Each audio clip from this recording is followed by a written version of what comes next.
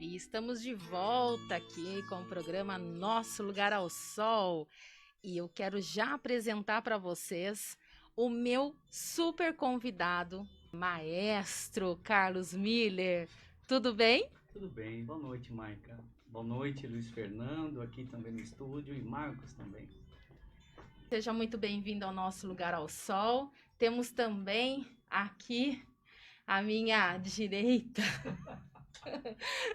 Luiz Fernando Dutra também. Gente, nosso apresentador aqui na casa e veio fazer uma participação especial com o seu violino. Ou seja, né, o programa hoje Para está engrandecer e acalmar o maestro aqui, porque tocar ao vivo não é fácil, né?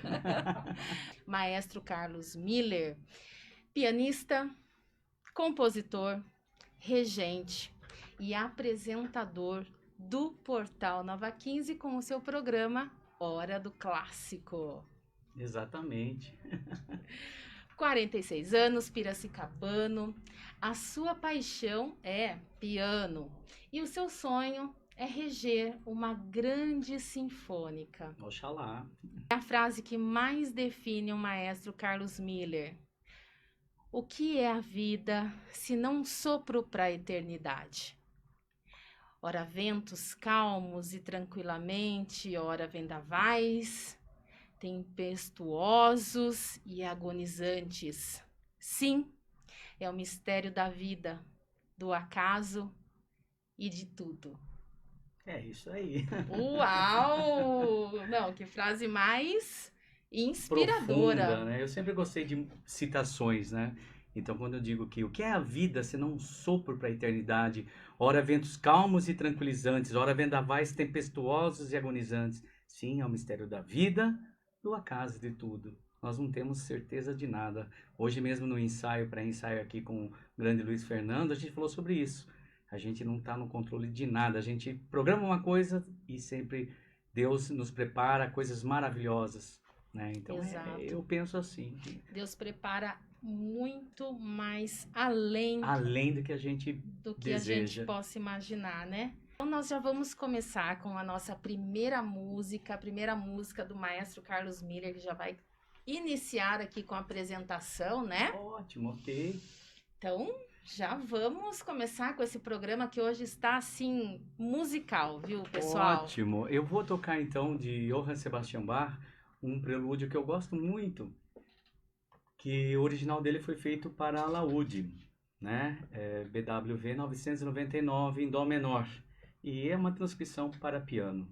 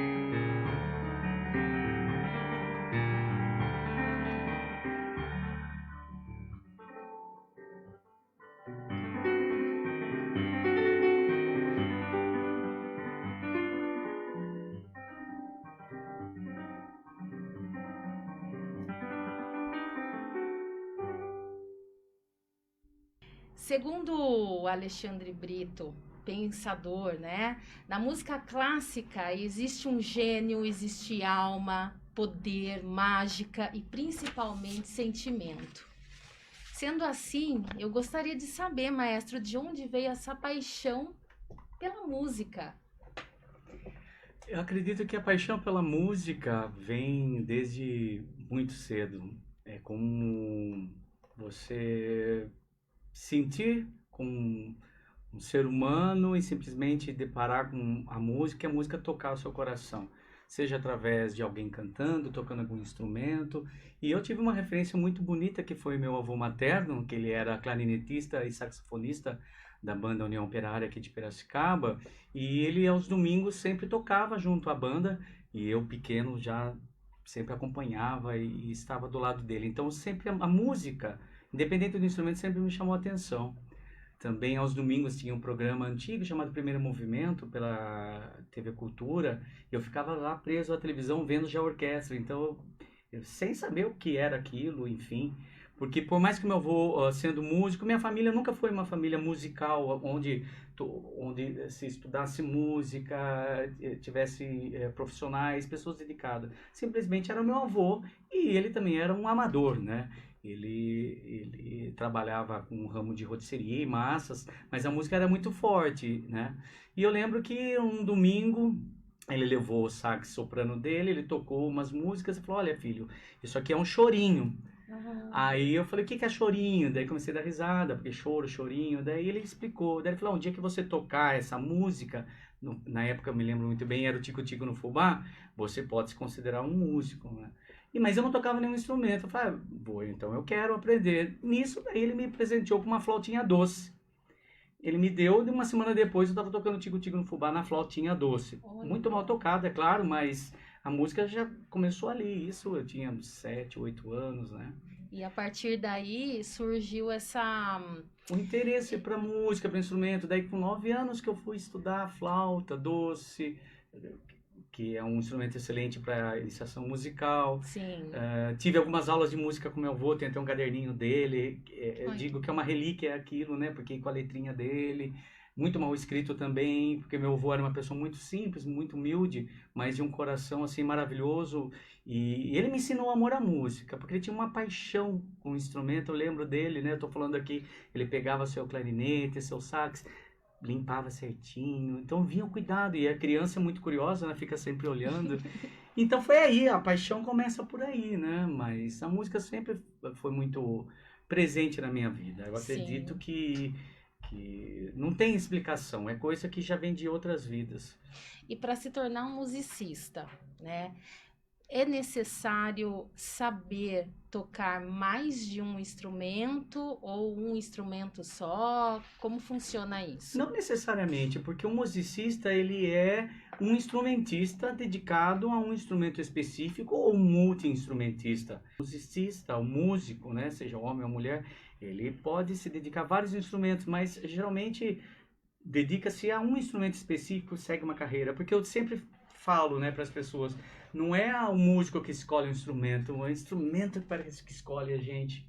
Pela própria fisiologia, personalidade, tem muito a ver com isso, não é? Muito a ver com a personalidade, Com a personalidade. de cada um. Eu sempre fui E muito vai se identificando, né, com os instrumentos. Eu acredito que comigo foi assim, né? Eu comecei com a flautinha, o canto coral, depois eu entrei para o piano. Daí o piano foi avassalador, né? Falo que é uma paixão eterna, né? Formou-se em licenciatura em música, né? Eu fiz a Escola de Música Maestro Ernest Mali. Ernest Mali, olha sou formado lá, só. primeiro e segundo grau. Depois eu fiz a Faculdade Livre de Música em Tatuí, lá onde que eu estudei mais profundamente o piano, canto coral, música antiga. Olha, fala mais um pouquinho sobre a escola lá, sobre a... Sim, o Conservatório Dramático Musical Dr. Carlos de Campos Tatuí é uma referência, não só aqui no Brasil, como na América, né, do Sul.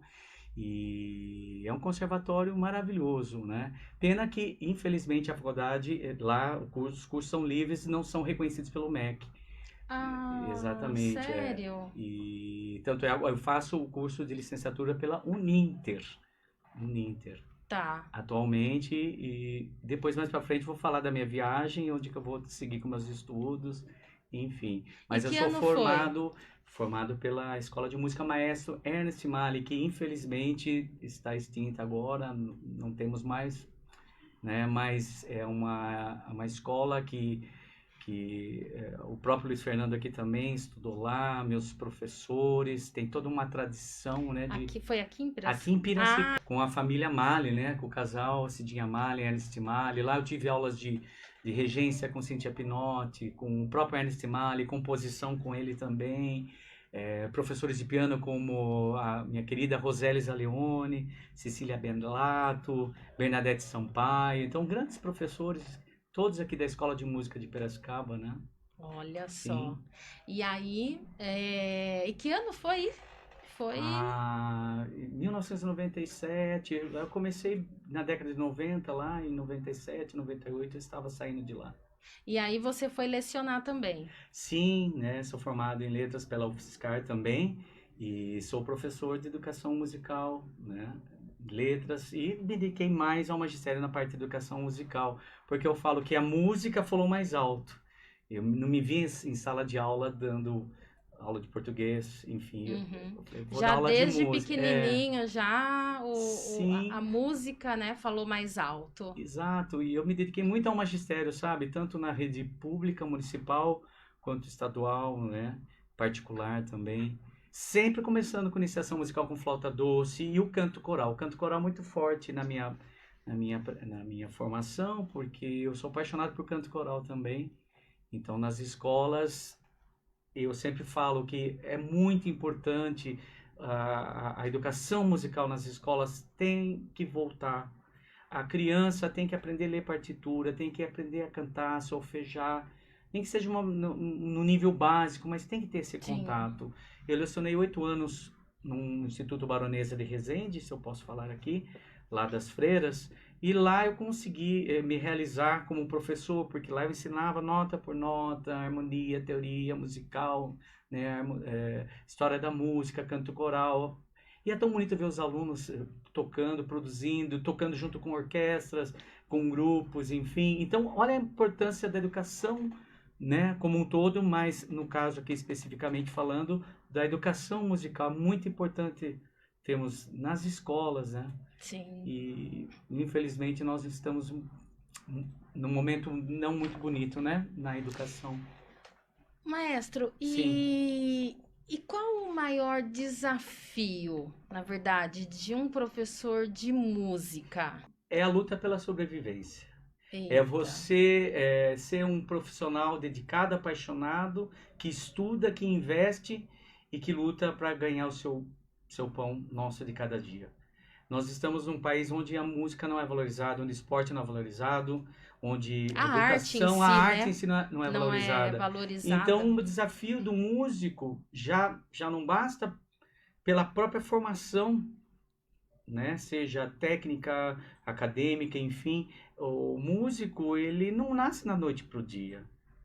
O músico ele se dedica muito no instrumento, né? Então eu penso que você viver da arte aqui no Brasil é quase algo de loucura, né? Impossível. Não digo impossível, mas é muito árduo, muito árduo, difícil. Quer acrescentar alguma coisa, Por favor, Luiz Luiz, me Fernando? ajuda. O músico não trabalha somente o tempo da apresentação. Para 1 hora de apresentação, o músico se prepara durante 50, 60 horas. Então a pessoa imagina assim: o cara trabalhou 1 horinha só. Não, ele se apresentou durante 1 hora, mas para aquela 1 hora ele se dedicou 50, 60, 70 horas, se não a vida toda. Sim, e é o que as pessoas muitas vezes não enxergam, né? A Exatamente. maioria das vezes, né? Acha A que é um. grande maioria das Tudo vezes. bem, é um dom, mas que a gente precisa lapidar, que a gente precisa estudar, que a gente precisa investir. A música é aquela máxima, é 1% inspiração e 99% transpiração. Exatamente, já dizia nosso grande Ludwig van Beethoven, né? Exatamente. O talento eu acredito que ele é importante, mas ele não é fundamental. Acredito que é aquela pessoa que de repente gosta de cantar, gosta de tocar um instrumento, basta gostar de música, mas se ela se esforçar, se ela se dedicar, ela consegue tocar um instrumento, né? Sim. Pode ser que ela não venha a ser um profissional, viver daquilo, mas se ela for esforçada, ela consegue sim tocar um instrumento, cantar. Eu sempre falo para os meus cantores, né? Se você tem voz, fala, você canta. É claro que tem pessoas que são extremamente desafinadas, não nasceu para o canto. Aí são casos raros. mas acho que toda a formação, o preparo, desde tenridade ou tardiamente, não interessa, se ela se dedicar, ela consegue chegar a um nível razoável, satisfatório. Penso eu, né? A gente está numa geração, né, Meu Deus. que as crianças, principalmente, né, às vezes tem muito fácil, né? Sentiu alguma dificuldade, não quero mais. Né? Uhum. Então, acho que, principalmente, né, para o início... Do estudo da música, se você me permite, qualquer instrumento tem a sua peculiaridade, sua dificuldade técnica. Não existe um instrumento mais ou menos fácil, não existe. Todo instrumento é difícil, eu acredito. Você falar tocar flauta doce, flautinha, essa cornetinha, né? Eu via muito quando eu criança. Só que tocar bem. Eu fui saber tocar razoavelmente bem flauta doce quando eu fiz música antiga lá em Tatuí. Aí fui ver o que é realmente tocar flauta doce. Um bom instrumento, uma boa marca, uma boa qualidade, um bom repertório. Porque é difícil. Nossa, não é fácil tocar flauta doce. E o povo acha que é a flautinha, né? É. Não é assim. Mas todo instrumento ele tem a sua dificuldade técnica. Então, como eu digo, não é a pessoa que escolhe o instrumento que escolhe a fisiologia da pessoa, a personalidade. Eu me lembro, o Luiz Fernando, eu vou contar para você, eu estudava piano lá na escola de música, aluno da Rosélis, e era bolsista dela. E eu louco para ser bolsista também do piano 100%, né? Eu trabalhava lá na escola de música e tinha minhas aulas com a Rosélis Aleone. E na orquestra estava precisando de contrabaixo, rabecão. Minha mão é pequena, eu toquinho, né? 13, 14 anos, não sei. Cidinha Malha me deu uma bolsa 100% do rabecão. Eu falei, não posso falar não pra minha chefe, pra dona da escola. Fui lá, não durei um mês, minha mão não fechava, gente. Só naquilo lá. Então, por mais que eu quisesse, né, eu falei, não dá. Né? Mas é assim que funciona, são aprendizados, né? Estudei um pouco de violino também, 3 anos com o nosso grande violinista aqui da cidade, Valdir Beluco, e não toquei direito, mas por conta da regência, da orquestra, enfim, a gente tem que conhecer um pouco de cada instrumento, de sopro, metais, um pouco de cada coisa, para você entender como funciona uma orquestra, toda a estrutura da orquestra, né? Sim. E assim a gente vai caminhando. Então vamos caminhar com mais uma música? Ótimo, então vou tocar aqui a fantasia, essa fantasia em Ré menor, Chöre 397 de Wolfgang Amadeus Mozart. É uma fantasia que do período dele, na fase final da vida dele, a terceira fase, que por mais clássico que seja, já tinha uma dramaticidade, um romantismo ali, por isso chamado fantasia. Espero que vocês gostem.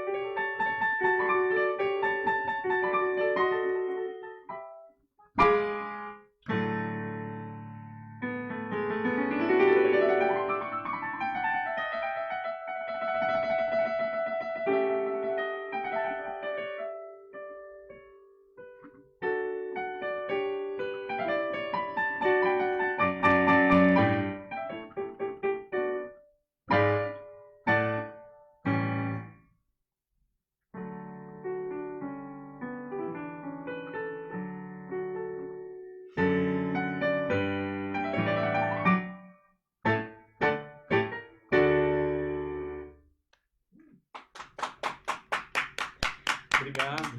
Bom, muito Tô meio bom. frio ainda. Meu Deus! Olha, eu falo assim que na música clássica a gente aprecia, não é isso? Tem que sentir, né? Tem que sentir. Exato. E é incrível, né? Como você falou, né? Da dramatização, né? Que a música Sim. tem. Realmente a gente sente isso, né? Na música, Eu no... percebo, você percebeu, Luiz, o Mozart, ele sai daquele, é clássico, mas ele já tava ali, né? Um pezinho. Pezinho já lá no período romântico, né? Olha só. E a música, então, em si, existe os períodos dela, é isso? O período do romantismo. Sim, a gente fala período, mas na verdade é tudo que está se vivendo naquele momento, na expressão das artes, da sociedade, enfim. É claro que cada artista, cada compositor se identifica mais, mas é muito forte isso, né? Era muito comum. A música do passado, vamos falar assim, dos nossos antepassados, a música era muito presente, forte, né? E não tinha rádio, não tinha TV, não tinha internet, não tinha aparelho de som, não tinha CD, não tinha streaming, não tinha nada. Então a música ainda era muito valorizada, a música instrumental, a música cantada. Então os compositores viviam uma época de ouro, né? Então tinham um trabalho assim muito grande para poder alimentar, entreter, levar como arte para as pessoas da época, né? Então cada um no seu estilo, né? Sim, Eu sempre sim. falo que a história da música sempre acompanha a história da literatura, da humanidade como um todo, né? Não só especificamente a parte musical, né? Porque é muito parecido nos sentimentos, na maneira como se expressa, seja na escrita, seja nas artes plásticas, a música também é muito forte, né? Essa E, peça de Mozart, por exemplo, ele, se não me engano, é no último ano de vida dele, né? Então olha, ele morreu novo, com 35 anos, né? Então ele já, se ele tivesse vivido mais 35 anos, o que nós teríamos, meu Deus do céu? Eu fico imaginando, né? O que teria nessa fase de transição. Mas isso Beethoven já era fã dele, Beethoven continuou. Então o caminho de Deus é maravilhoso, né? um vai continuando, né? Sim. A jornada do outro. Uhum. Olha só, o Carlos, para quem não sabe, foi diretor musical de uma peça da escola Adolf Novalis, é isso? Rudolf Rodolphe, Steiner, Novalis, isso, exatamente. a qual apresentei essa peça com minha irmã, que estudava lá. Sensacional esse Quem é meu a amigo. pessoa? O Igor Guadagnini. Ah, o Igor, é verdade. Igor, perdão, verdade, Igor. Quanto tempo? Isso foi em 2011. É verdade. Lembro como se fosse hoje a felicidade do Carlos no dia em que ele comprou esse piano dele. Ah, então eu já quero saber sobre esse piano. Os Não olhos fala muito dele do piano, você não vou... brilhavam muito de felicidade. É verdade. E aí, conta essa história pra gente. Na verdade, quando eu me formei, depois eu fiquei um tempo afastado da música, mas nunca a música afastou de mim, né? Então fui dar aula, fazer outras coisas. Depois eu retomei com um projeto chamado Tom Sereno, juntamente com a Sirlene Martins, num espaço, né, do Café Orquestra, que é um espaço musical. E lá, pessoas que gostavam de cantar, eu acabei montando um pequeno madrigal. E depois veio se tornar Tom Maior também. E para eu poder trabalhar, eu falei, olha, não tem piano aqui na orquestra, eu vou ter que no Café Orquestra, eu vou ter que comprar um piano para poder fazer os ensaios, né? E foi aí que eu comprei o piano em 2015. E meu guerreiro aqui, onde eu sempre levo para lá e para cá, porque o ideal para um concerto é um bom piano, né? De concerto, de cauda, enfim. Mas como a gente tem trabalhos diversificados para dar aula, acompanhar, canto coral, então ele é prático. Ele né? é mais E foi prático. ali. Que bom que você se lembra, Igor. Que bom. E qual a diferença, então, vamos lá, do piano, no caso? Esse é o piano elétrico, é isso? Esse é o piano digital, isso. Digital, Ele não tá. ele não chega a ser eletrônico porque ele é um piano que tem 88 teclas. Ele tem timbres parecidos com, no caso, que é um piano Yamaha P35, né? E ele tem outros registros de outros instrumentos, mas ele é praticamente um piano digital, né? O que é o piano digital? O som dele é pronto, ele é gravado de um piano de cauda, né, dessa marca Yamaha, que é uma excelente marca japonesa, né? Sim. Hoje a fábrica de pianos, né, do Japão e no mundo, aí espalhados pelo mundo, temos grandes pianos Yamaha pelo mundo, né? Batem ali junto com o Stein Sons, né, que é a marca top, digamos que é a Ferrari do pianista, né? Sim. Um dia, quem sabe, né, Luiz? Mas eu estou muito feliz. Mas eu tenho um bom piano em casa, que eu tive a grata sorte e honra de, na época, o reitor aqui da Unimap, ele estava se mudando e morava no mesmo prédio que a minha madrinha, e ele falou, estou me mudando, eu não quero esse piano. Quando eu fui ver o piano, é um Play. E quando a gente estuda música, a gente sabe que as marcas Play é um piano da marca francesa, onde Frédéric Chopin, que eu vou tocar logo a seguir, ele era apaixonado por essa marca. Ou era apaixonado porque a fábrica Play patrocinava também o Chopin, não sei, acredito que é mais provável que seja isso. Mas lá fala que ele gostava muito dos pianos Play. É claro, né? Se até eu for ser patrocinado pela Yamaha, eu vou falar que é a melhor. Mas são bons pianos. Então eu tenho um piano Play também, que é acústico. O piano acústico é um piano orgânico, né? E, então ele tem a mecânica, então ele não é nada elétrico, nada digitalizado, pronto, né? O que as pessoas falam, teclado, eu fico pé da vida quando falam, é teclado. Não é teclado, nada contra o teclado. Só que o teclado que as pessoas conhecem, ele é um arranjador, é um sintetizador, ele é um programador. Lá você toca ali uma notinha, parece que tem uma orquestra no fundo. Ah, mas então aqui, é importante aqui você o piano falar não, eu da tenho que diferença. tocar. Se eu vou tocar, por exemplo, um chorinho de Ernesto Nazaré, Ai, que delícia. eu preciso fazer a mão esquerda. Sim. Entendeu? Já no teclado, não, você toca a mão direita, faz o arranjo, e você combina os instrumentos, é maravilhoso também. Então essa é a diferença do teclado, arranjador, sintetizador, né? Que tem efeitos sonoros também, que você pode programar, o piano eletrônico, que tem uma outra classificação, e o piano digital, que tem essa qualidade maravilhosa que vocês percebem. Ele imita sons de piano de cauda, aberto, fechado, imita aqui, eu vou pôr aqui um som de órgão também, olha que maravilha, né? Já vai começando, né? Ele tem um som, imita o som, por exemplo, de cravo, que é o precursor do piano. Vamos ver o que sai aqui. Ah, esse é o cravo.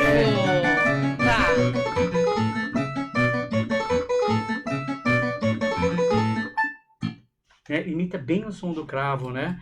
Mas, em geral, o piano digital ele tem o som pronto. E o bom dele, que se você tomar muito cuidado, que é muito sensível, é claro, você pode transportar, pode estar com ar-condicionado, qualquer ambiente, chuva e sol, úmido, seco, ele não desafina.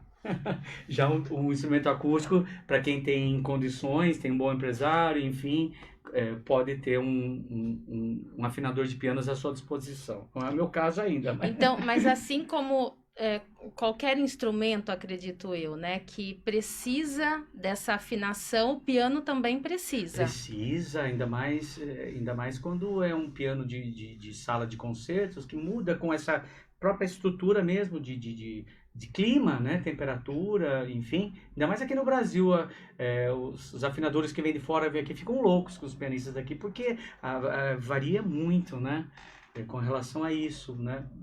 Mas com o piano digital não temos esse problema. O piano foi criado depois do cravo e do órgão, é isso mesmo? Vamos ver se a minha pesquisa está certa. Sim, o piano, ele chama-se piano porque ele vem do pianoforte. Porque o cravo, como eu toquei, ele é um instrumento que as cordas são beliscadas, como se fosse um martelinho que belisca, arranhasse. Por isso que tem esse som, né? Agora eu já mudei. Aquele som, né, meio que estridentinho, assim, ele é beliscado. Mas ele tem o sistema do martelinho também. Já o piano, depois com Cristofori, no século XVII, por aí, um italiano, ele pegou e desenvolveu, porque todo instrumento não chegou até onde chegou hoje, uma grande evolução, né, tecnologia da época. Então ele tirou, em vez de beliscar, ele colocou um martelo com um feltro, então ficou com esse som. E também deu uma qualidade de dinâmica, porque antigamente o cravo ele vem da espineta, do clavicembalo, não, como chama? Clavicórdio. Exatamente. Que eram pequenos, assim, de mesa, que tocavam muito, né? Mas já tinha o órgão já tinha também paralelo, com fole, produzindo som, muito engraçado. Depois passou a ser elétrico e por aí foi. Mas o piano, ele se tornou piano forte por causa do piano suave, forte. O cravo não Certo. tinha, podia bater com a mesma intensidade e ia sair sempre Sempre o mesmo. sem nuances, sem essa paleta de cores, digamos assim, na dinâmica que o piano permite, né? Interessante, muito interessante. Não tem como não se apaixonar pelo piano, né? O piano, ele tem essa É, riqueza, né? eu sempre tive vontade de aprender, né? E falam também, né, dos dedos, que os dedos têm que ser alongados para poder tocar, é isso mesmo? Não fala isso que eu tenho um trauma enorme com Ah, relação não a- sei, gente. Eu tô Porque eu tenho... tô falando não, o que me falaram. Não, porque é o seguinte, Franz Liszt tinha uma mão enorme, né?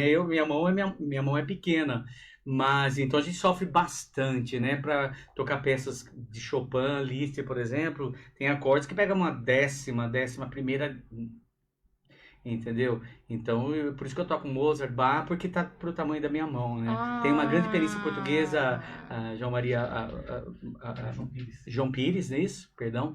Ela também é mão pequena, ela sofreu muito, sofre até hoje, porque é árduo. Ela tem que adaptar as peças também, então assim. Mas é claro, mas também você ter uma pata de elefante também prejudica, viu? Ó, tá vendo? Né? Tudo Se tem uma- que ter um equilíbrio. Tudo tem que ter um equilíbrio, né?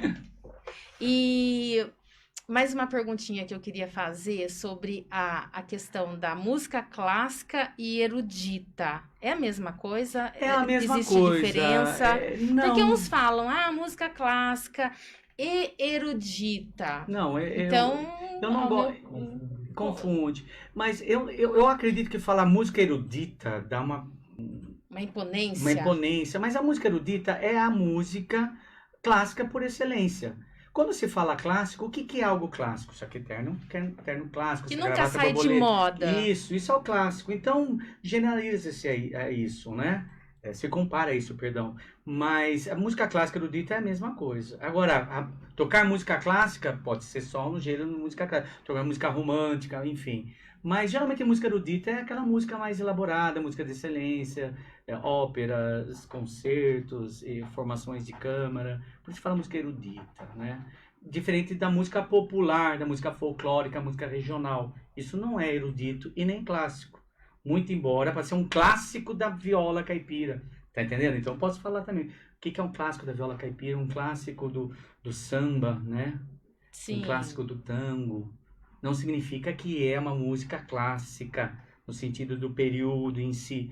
Mas confunde-se. Mas erudito e clássico, eu gosto de falar música clássica. Música erudita eu acho muito formal, né? Assim, Muito formal. assusta as pessoas um pouco, né? Certo. Distancia um pouco. Eu acho que não deveria ser assim, né?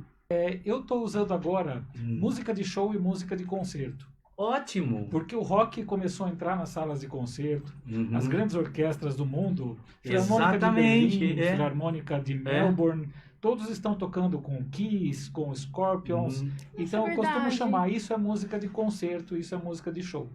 Né? Exato. Porque essa nomenclatura realmente clássico, erudito, Uhum. clássico é aquele que nunca morre, né? Sim. Morre. Queen Isso. é um clássico Tradição, do rock, tradição. Beatles, exato, o que o Carlos falou, Uhum. né? É o que permanece, né? É. Ou o melhor de, quando você tem um jogo, dois times de uma cidade jogam, é um clássico. Clássico, exatamente. Então, Sim. E tudo isso vai mudando, né? Conforme a história avança, conforme os tempos mudam, a gente Exato, vai adaptando. Essas participações, né, que hoje em dia usa-se muito, né, o collab, né, é isso? Isso. Essa participação, né, que vai envolvendo e também vai promovendo o outro e aproxima ainda mais. Aproxima, Ao invés de distanciar. Exatamente.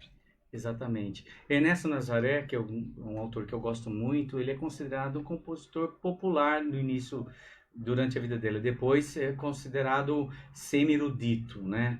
Porque não é qualquer pessoa com poucos estudos que consegue tocar uma obra de Ernesto Nazaré. Exato. Então, por isso ele é considerado semi-erudito, porque tem obras maravilhosas comparadas a Chopin, as valsas dele, chorinhos, enfim, são difíceis. Então, pelo amor, a música popular brasileira é riquíssima. Com Dificílima. certeza. Então, existe música boa ou ruim. Pode ser clássica péssima, pode ser popular péssima, como pode ser boa, excelente também, né? Tem grandes compositores aí contemporâneos que eu não consigo ouvir 2 segundos a música, não consigo. Olha! Né? E eu adoro, não é verdade? É. É a questão do gosto, né? Mas o que é isso, né?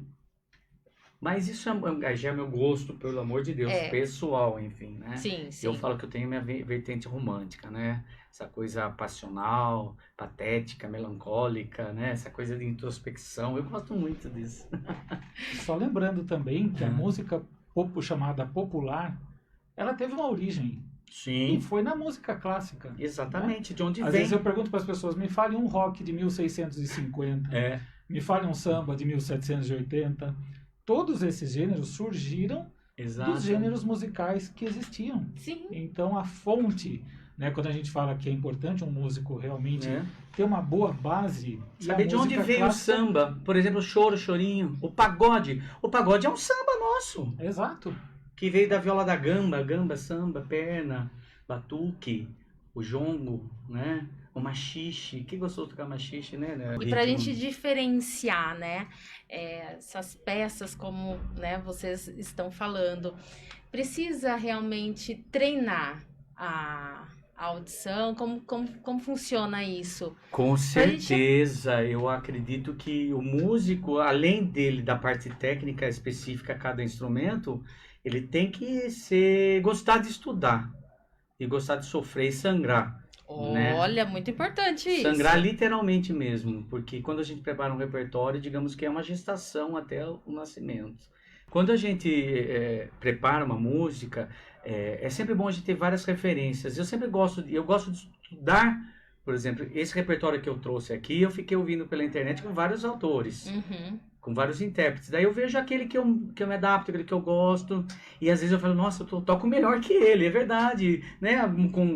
Sem falsa modéstia, muitas vezes, olha, aqui eu achei que ele corre muito, aqui né, eu já gosto mais dessa interpretação. Então a gente estuda ouvindo muito. Sim, Igual sim. o cantor se inspira geralmente quem canta se inspirou em algum cantor, né? E assim como um violinista, um pianista, enfim, qualquer instrumentista, ele tem uma referência. E a gente procura de acordo com a sua personalidade, Certo. com a sua formação, enfim, E pra nós aqui, né, que não somos músicos, musicistas, enfim, né, não estudamos música, Sim. mas se de repente surgir, né, aquela Desejo. curiosidade em saber também interpretar, né? É óbvio que a gente também tem que pesquisar, tem que estudar bastante, Sim. para a gente poder ter essa audição, né, mais apurada, digamos assim. Maica, eu acredito que qualquer pessoa, independente de formação, independente de tocar ou não um instrumento, qualquer ser humano é capaz de identificar uma melodia. A partir desse ponto, ela pode muito bem interpretar na sua cabeça, reproduzindo com a sua voz, ou com assobios. Tem gente que tem um ouvido muito bom, que consegue, ou pega seu violão lá, consegue reproduzir de ouvido. Sim. Às vezes escuta uma baquiana, vamos supor, de Vila Lobos, fica... Tem gente que sai cantarolando aqui, mas nunca não sabem quem é Vila Lobos. Tem músicas, por exemplo, do... Ah, essa é clássica. Quem nunca ouviu, né? Quem nunca ouviu uma sinfonia de Mozart? Quem nunca Sim. ouviu uma... Então, a partir do momento que a pessoa ela consegue identificar, reconhecer, né, uma melodia... né? Mas não sabe quem é o autor, por exemplo, que período é, então...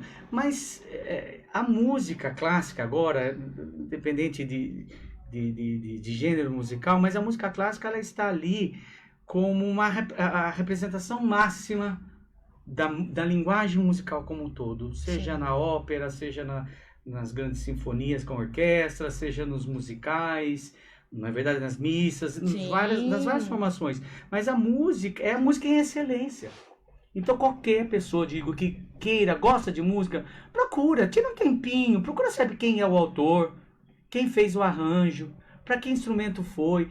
Então por isso que temos aqui agora no Portal Nova 15 a Hora do Clássico, onde eu procuro falar um pouquinho, não de maneira tão técnica, muito embora tem muitas informações técnicas, mas é para não músicos, para amadores, para pessoas que gostam de música. Certo. Porque é lendo, conhecendo, que a gente aprende a gostar. Se você não prova, se você não conhece, você não pode apreciar. Sim. Mas eu digo assim, que a música clássica é para todos.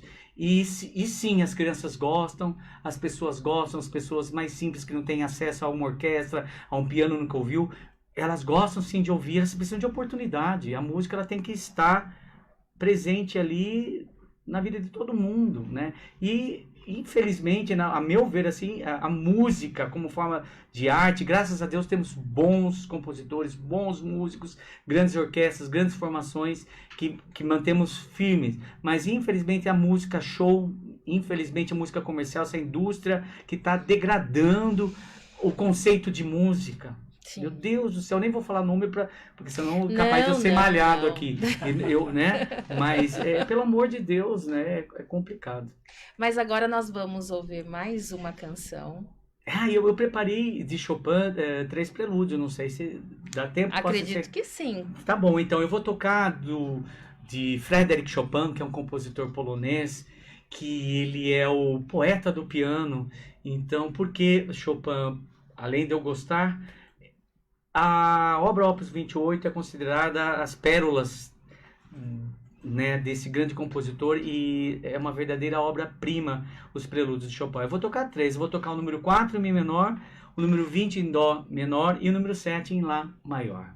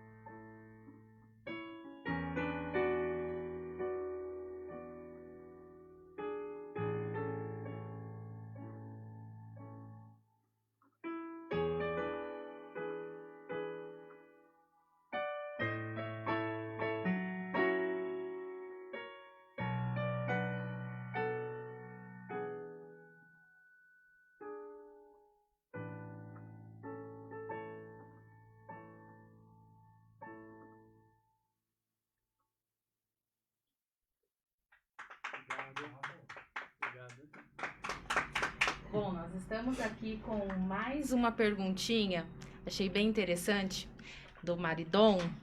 Ele pergunta o seguinte, do Fábio, tá?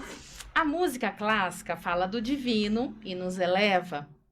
Como o senhor enxerga a música de hoje e qual o compositor brasileiro que lhe encanta? Boa, qual é o nome do seu... Fábio. Fábio, boa pergunta, Fábio. Realmente, a música clássica, na sua formação, na sua história, diante de todos os compositores, independente do período, cada compositor buscou, de alguma maneira, através do canto, do canto litúrgico, dos corais, das missas, dos motetos, das cantatas, das óperas, sempre buscou não só retratar os sentimentos, as paixões, os problemas, as dificuldades do ser humano, mas principalmente evocar a Deus. Johann Sebastian Bach dizia que a obra dele era a música tem que ser um instrumento de ligação com Deus. Então, Bach ele compunha para exaltar, né, a Deus. No caso, ele era protestante, então Johann Sebastian Bach eu considero divino. Realmente, você, quando escuta uma obra do Bach, hoje a gente já ouviu aqui, vamos ter mais, é emocionante, né? Porque é divino, porque é algo que é uma ligação com o transcendental. Agora, comparar com as músicas de hoje, como eu me sinto, eu lamento. Mas esse embrutecimento, esse caos, essa precariedade em que nós estamos vivendo, é um trabalho árduo para nós músicos, para essa nova geração que precisam sim ter uma formação musical, porque senão isso vai se perder. Vai se perder. Já está se perdendo, Sabe, né? Porque... Infelizmente. Entendeu? A pessoa fala, canta, quando abre a boca, meu Deus, que desastre, né? E, enfim, você não precisa ser um melhor instrumentista, um melhor cantor, mas pelo menos eu acho que tem que ter uma referência musical que nos dê dignidade como seres humanos. Pelo amor de Deus, a gente tem que evoluir. Não retroceder, agachadinha, não posso falar, porque senão... A inversão de valores me coça, da urticária. Então, mas sofro. olha só, maestro, o Edivaldo aqui tá falando, poderia tocar Caneta Azul, olha lá, olha isso, olha. Em homenagem à volta às aulas. Então, eu respondo, Luiz Fernando. Né? Mas assim, Com todo respeito ao Caneta Azul, ao autor do Caneta Azul, ele teve um momento dele de fama, mas já passou. De uma bestialidade tão grandiosa, ficou rico, já perdeu dinheiro com a mulher que já roubou tudo dele, então ele teve um momento de fama dele, mas o que isso acrescentou na vida do ser humano? O que isso traz para a nossa humanidade? O que isso traz de virtude? O meu desafio como músico, Maica Selle, para todos os meus ouvintes e fãs que gostam do meu trabalho, é o amor à arte, o amor à música, ter um momento de meditação, um momento de entretenimento, um momento de prazer, de ouvir coisas boas, não entupir o nosso ouvido, nossa mente, a nossa alma com coisas que não prestam, entendeu? Concordo. Infelizmente nós temos letras que são obscenas. Temos sim, letras hoje que a as maioria, crianças, né, a maioria. das então, letras são obscenas. Eu acho lamentável, entendeu? Adoro funk, o ritmo de funk é extremamente tocou hoje, mas tem um funk bom, tem um hip hop bom, Sim. tem um repente bom, né? Tem a pisadinha boa, mas tem umas pisadinhas aí, tem música de corno, tem música sertaneja, quer dizer, então o que você quer ouvir? O que você quer consumir? Vamos falar então música de show e música de arte, né? Porque sim, ambas nós podemos consumir. Nós temos lá fora, né, no mundo, em outros povos um pouco mais evoluídos culturalmente, eu posso dizer, que é bom negócio a música clássica. Tem pessoas que são bem-sucedidas com música clássica, porque existe a cultura, praticam, ouvem, apreciam. Então, eu acho a questão daquilo que você valoriza. sim, se você dá importância com para aquilo que não presta, fica falando daquilo, mas eu acredito que é música midiática, passageira, enfim, né? Foi mas que com todo aconteceu com respeito essa ao dita Edivaldo, aí, né? eu acredito que foi uma brincadeira, né? Foi Mas eu não toco Caneta Azul, aliás, nem conheço. Programa Hora do Clássico. Sim. Fala mais um pouquinho a respeito. O programa Hora do Clássico foi um programa que existiu na década de 90, idealizado pelo meu grande mestre, que eu chamo, que foi o meu mestre maior, musicalmente falando, que ele não só me ensinava piano, canto, harmonia, teoria, mas principalmente o amor, a paixão à música. Foi o maestro Joaquim Álvaro Bonillo, da cidade de São Paulo, e que veio morar em Piracicaba, e foi um grande maestro, infelizmente não reconhecido aqui na cidade, e eu tive a honra de conhecê-lo, e eu fui aluno dele de piano. Sim. E ele sempre falou da importância da música, né? Mas ele, paralelo a isso, ele tinha um programa na rádio educativa chamado A Hora do Clássico, que era aos domingos, às 23 horas, de 1 hora, e não tinha essa coisa de internet. Eu lembro que fui a São Paulo, na Casa Manon, e outras casas de música, comprar LPs, os né? vinis. Enfim, porque os discos antigamente tinha toda a informação, a descrição da peça, dos compositores, das obras. E eu lembro que ele fazia o programa e eu era apaixonado, porque ficava com aquela voz, ele tinha uma voz maravilhosa, e ele falava, então... E a gente, quando é estudante, a gente viaja muito na maionese, a gente sonha muito, a gente se imagina aqui e ali, enfim, né? O Luiz Fernando pode falar isso depois. Né? Referência, enfim, eu falo que eu não sou dessa época.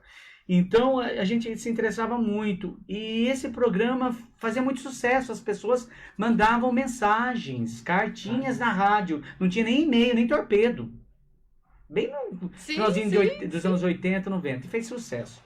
Passou, ele veio a falecer em 1997, e eu era aluno dele, discípulo dele, e já era arquivista da Orquestra Società di Mutuo Soccorso, Società Italiana de Mutuo Soccorso aqui, e infelizmente ele veio a falecer, e logo após, eu estava estudando informação ainda, eu fui assumir a Orquestra Italiana de Mutuo Soccorso. Depois se tornou uma orquestra de câmara de Piracicaba, que hoje ela existe, é uma orquestra de utilidade pública. Eu fui diretor artístico por 6 anos, regente, e a gente fez um bom trabalho lá com outros músicos, a gente fundou, enfim, tá lá, tá parado. Enfim, o maestro, então, ele me deu esse presente, que é o amor à música, amor com a arte. Às vezes eu ia fazer aula de piano com ele, louco para tocar aquela peça que foi da aula passada, ele falou, vamos dar uma caminhada. Então, dá uma volta ao quarteirão, e ele começava a falar das árvores, uma coisa assim, e daí começava a falar de mitologia grega, daí começava a falar em peças em alemão, daí fui estudar 6 anos de alemão por conta dele. Então, veja que professor foi esse. Sim.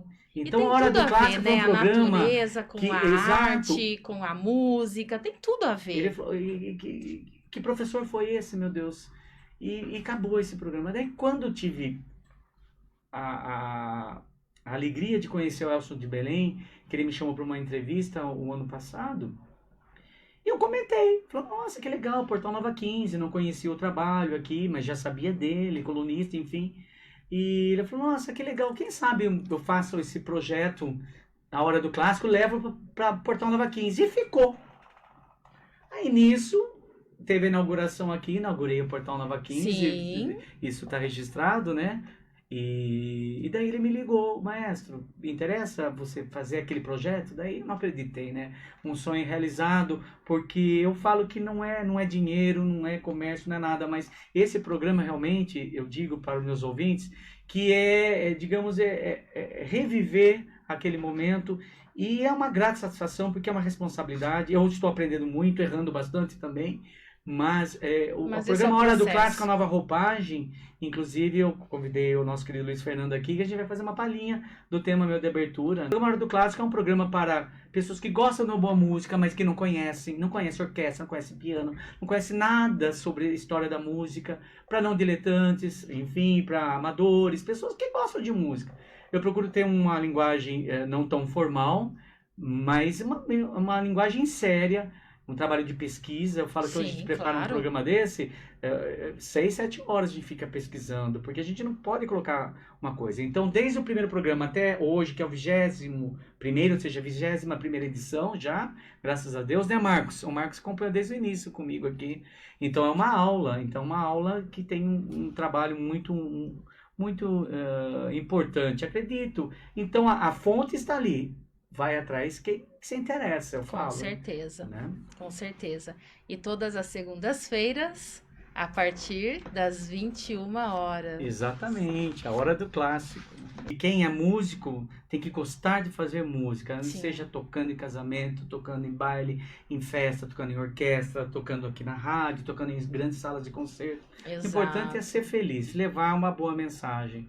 Acredito que eu estou no caminho certo. Está. Não quero ser melhor que ninguém, Não, mas eu está, quero com ser melhor certeza. a cada dia do que eu fui ontem. Porque essa coisa de comparação, a fulano é assim, isso não é legal para o mundo da música. Mas hoje, no mundo que vivemos, onde a competição, a vaidade, o ego afloram, a gente, como artista, a gente tem que tomar muito cuidado e respeitar cada pessoa no seu momento, no exemplo de vida, né? E eu acho que é isso, né? E a regência, como surgiu? Né? Então, a regência, eu sempre cantei num coral municipal aqui de Piracicaba. Eu fui aluno de piano do projeto Piloto. E a regência surgiu da necessidade de ter um regente para assumir a orquestra italiana, né? A Società Italiana di Mutuo Soccorso. É uma orquestra pequena de músicos amadores, músicos de Capivari, Campinas e região. Eu, como era aluno do maestro Bonillo, um discípulo dele, fiel, escudeiro, e eu estava ali comecei como arquivista, viu, Luiz Fernando? Copiando, organizando, transcrevendo, aprendi muito, fazendo muitas transcrições. O meu primeiro concerto que eu considero que eu fiz para viola e orquestra de cordas, eu fiz e tanto ouvi Bach, Vivaldi, Corelli, ficava ouvindo ali. E eu pegava aquilo lá, aquela ideia, tudo sentava e eu fiz o meu concerto em uma semana. E foi assim que foi. Então, mas isso eu já estava fazendo regência, composição com Mahler, estudando piano. Minha trajetória foi muito simples, humilde, com muita dificuldade, viu, Maica? Porque minha família não é uma família abastada, mas uma família que sempre preservou pela educação, pela escola, enfim, pelos estudos. Mas digamos que minha família não era uma família musical, mas sempre me valorizaram nesse ponto. Então, tudo para mim foi com muita dificuldade. Comecei na escola de música como contínuo, como tirava xerox lá. E eu ficava lá na secretaria ouvindo aquele fulano lá. Mas aí ele já tocava aqui, já tinha ouvido, já chegava tocando. Então eu fui desenvolvendo, conquistando meu espaço, né? Sim, sim. Então eu acho que é importante. E depois a regência surgiu como uma oportunidade, mas eu já com canto coral eu me identifico muito mais, né? Mas eu fiquei 6 bons anos com a Orquestra de Câmara, tenho registros maravilhosos. Compus muito nesse período, porque quando você está na ativa, você acaba... Quem é compositor tem o vírus da composição, toda hora está escrevendo, né? E assim foi, né? E por isso que agora sigo meus estudos na Argentina, onde eu vou fazer meus estudos sérios, acadêmicos, para dar continuidade. Quem sabe futuramente voltar para Piracicaba, tocar novamente aqui na cidade, que eu gosto muito. Sim. Né? E assim é. Olha só o que o Fábio novamente mandou pra gente. Na minha opinião, a música perdeu na construção e na harmonia e deu espaço para construções simples focadas na harmonia, não que seja ruim a harmonia, tá? Abre parênteses. Na batida, marcando movimentos corporais, simplesmente porque vende. O senhor acha que falta cultura nas escolas? Isso é uma coisa que eu ia te perguntar também, né? A questão mais cultural nas escolas, essa inserção, né, da música nas escolas. Eu acho que isso falta bastante. Com certeza, eu acredito que se hoje eu estou aqui dando entrevista para o seu programa, estou tocando um instrumento, tenho como minha profissão, né, meu ofício hoje, minha dedicação, é porque eu tive referências, eu fui buscar, fui estudar, correr atrás. Né? Eu acho que a pessoa que quer tocar bem, ela tem que primeiramente querer tocar bem e correr atrás. Né? A pessoa que é estudiosa, ela pode ser tanto um profissional, um amador, um autodidata, não interessa, mas ela tem que querer. Então a cultura vem desse fomento, dessa necessidade de você ter conhecimento para você poder divulgar. Como que você vai, por exemplo, tocar ópera, grandes concertos aqui no Brasil, se de repente não temos acesso. Não temos acesso. Sim. Né? Eu vou contar uma passagem que aconteceu no ano 2000. Eu estava com a Orquestra de Câmara de Piracicaba e fui tocar no Parque da Rua do Porto. E nós estávamos com um programa de música barroca. E nós tocamos lá no parque. De repente, o meu segundo violino, o espala segundo violino, levou uma pedrada na testa. Tá, no meio do concerto. Ele fez assim, Deus. deu assim, ficou sangrando, não parou de tocar. No final, ele... Maestro, nunca mais eu toco ao ar livre para esses... Ele falou um nome feio, né? Então, é isso que nós precisamos trabalhar. Eu acredito que a música de boa qualidade, não só clássica, temos que ter acesso, né? Os nossos governantes, o nosso dinheiro de impostos, em tudo que compramos, tudo que comemos, investimos... Tudo que pagamos tem que ser revertido para a educação e para as artes, para o esporte. Isso que eu ia falar, e para a né? Eu acho saúde. que falta educação, é dinheiro nosso, isso falta sim, educação. né? Onde tem cultura? Cultura é aquilo que você cultiva. Agora não é cultivado, Sim. entendeu? Se não tem acesso. Pô, nos outros países, por exemplo, é muito comum os concertos ao ar livre, grandes multidões, e o povo desde pequenos até anciões, aí, Sim. enfim, assistindo. Entendeu? Falta sim cultura. A cultura, e a nossa cultura, ela está embrutecida, ela está capenga, ela está, digamos, sucateada, ela está terceirizada. E não quero entrar na parte política, Maica, porque senão meu verbo come solto aqui. Porque a minha indignação é muito grande com tudo que estamos passando, sim, né? Sim. O investimento. Não há interesse para o governo. Temos pessoas pensantes, pessoas educadas, formadas, conscientes. Isso não é interessante para o governo, né? Assim, eles não conseguem manipular. Então, a cultura, infelizmente, está empobrecida, né? Para fazer a campanha eleitoral, eles colocam um funkzinho lá para se promover. Vamos começar por aí? Vamos começar por aí. Então... Não é verdade? Então, olha só, o Edivaldo Luiz, desculpe pela brincadeira. Não, Edivaldo, que isso? Entendemos que foi uma brincadeira. Mas uma vez eu estava tocando num bar, porque eu, maestro também, para sobreviver, toquei num bar, num botecão mesmo. Eu adoro tocar, qualquer estilo. E era pro Dia dos Namorados, né? Aí, no mesma noite... Teve duas surpresas. Um veio falar, você toca Anitta? Eu falei pra pessoa, se você dançar, eu toco Anitta. Se você não dançar, eu não toco. Aí depois, de repente, vem um bilhetinho torpedo, falando assim, maestro, você toca Eric Satie, Jimmy Nalperi? Eu falei, caraca, tô no caminho certo. Que bom. Encerrarmos, Maika, é muito importante esse espaço que você cedeu aqui pra mim. Quero dizer que sou seu fã, admiro o seu trabalho, o seu projeto lindo junto à conscientização das pessoas que têm vitiligo, muito, muito, muito, muito bom. E falar de música aqui também, Meu Lugar ao Sol, digamos que eu estou no meu lugarzinho ao sol, com humildade, seguindo, tem muito que aprender. E fugindo então um pouco a programação que eu mandei, eu quero pedir licença para você chamar um grande novo amigo, sim, que eu acho que vai ser de grande valia. Chamar novamente é o Luiz Fernando Dutra, nosso querido colega aqui também da casa. Você consegue violinista. Vir aqui, ó? Eu peguei ele de surpresa, né? Então nós vamos fazer o tema da abertura do meu programa Hora do Clássico, já fazendo a chamadinha, né? Mas depois vai ter que tocar de novo, hein?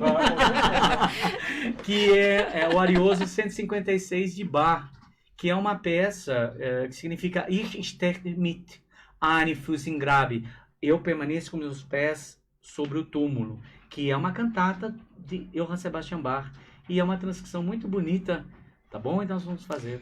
Então só vamos finalizar aqui já agradecendo aos nossos convidados, Maestro Carlos Miller e Luiz Fernando Dutra. Agradeço a vocês que ficaram com a gente aqui no programa Nosso Lugar ao Sol. Grande beijo.